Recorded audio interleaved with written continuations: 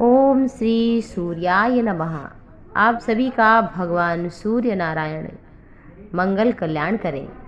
आइए सुनते हैं रविवार सूर्य नारायण व्रत कथा, जिससे सौभाग्य शीघ्र ही जगता है और रुके काम पुनः प्रारंभ होते हैं, कामनाओं की पूर्ति होती है। भगवान सूर्य नारायण प्रत्यक्ष देवता हैं।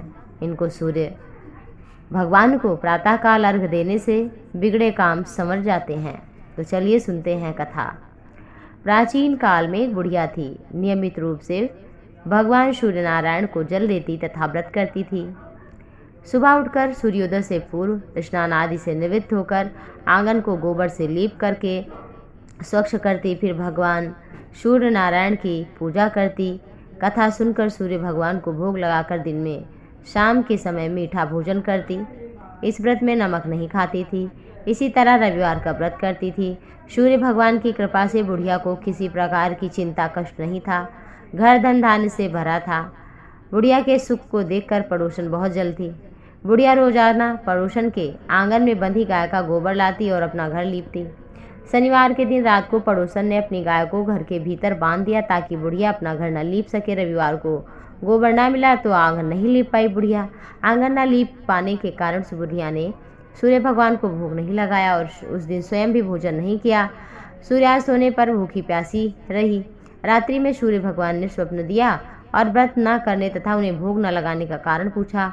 बुढ़िया ने करुण स्वर में सारी बात बता दी कि पड़ोसन ने हमें अंदर नहीं जाने दिया और इसलिए हमें गोबर नहीं मिल पाया, तो नहीं लिपाई कर पाई, नहीं भोग लगा।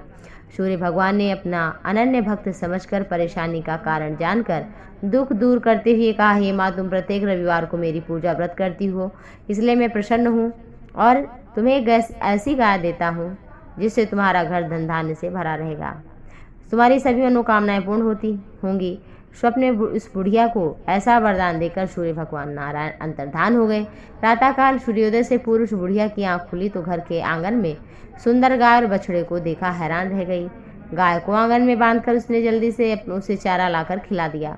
पड़ोसन ने उस बुढ़िया के आंगन में बंधी सुंदर गाय और बछड़े को देखा तो वह उससे और अधिक जलने लगी। तभी गाय ने सोने का गोबर दिया और देखकर पड़ोसन की आंखें फटी रह गईं और पड़ोसन ने उस बुढ़िया को आसपास ना पाकर तुरंत गोबर को उठाया और अपने घर ले गई, रख दिया।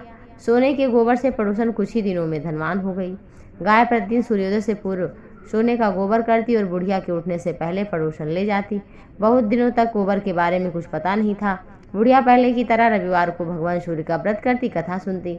सूर्य भगवान को जब पड़ोसन की चालाकी दिखी तो उन्होंने एक तेज आंधी चलाई। आंधी का प्रकोप देखकर बुढ़िया ने अपनी गाय को घर के भीतर बांध दिया। पड़ोसन सोने को गोबर ना ले सकी। सुबह उठकर बुढ़िया ने सोने का गोबर देखा तो बड़ा आश्चर्य हुआ। उस दिन के बाद बुढ़िया गाय को घर के भीतर बांधने लगी। सोने के गोबर से कुछ ही दिनों में वह बुढ़िया बड़ी धनी हो गई। बुढ़िया के धनी होने से पड़ोसन जल भूनकर राख हो गई। अब की बार अपने पति को नगर के राजा के पास भेजा और बुढ़िया के पास सोने का गोबर देने वाली गाय के बारे में बताया। राजा ने अपने सैनिक भेजकर बुढ़िया की गाय को लाने का आदेश दिया। सैनिक बुढ़िया के घर पहुंचे। उस समय बुढ़िया सूर्य भगवान को भोग लगाकर स्वयं भोजन ग्रहण करने वाली थी। राजा के सैनिक जबरदस्ती गाय और बछड़े को महल लेकर चले गए। बुढ़िया ने प्रार्थना की, बहुत रोई, चिल्लाई, लेकिन वो रुके नहीं। सैनिक माने नहीं। गाय और बछड़े के चले जाने से बुढ़िया को बड़ा दुख हुआ। उस दिन उसने कुछ नहीं खाया और भूखी प्यासी सारी रात सूर्य भगवान से गाय बछड़े को लौटाने की प्रार्थना करती रही। गाय को देखकर राजा बड़ा खुश हुआ। सुबह जब राजा ने सोने का गोबर देखा तो आश्चर्य रहा उसे।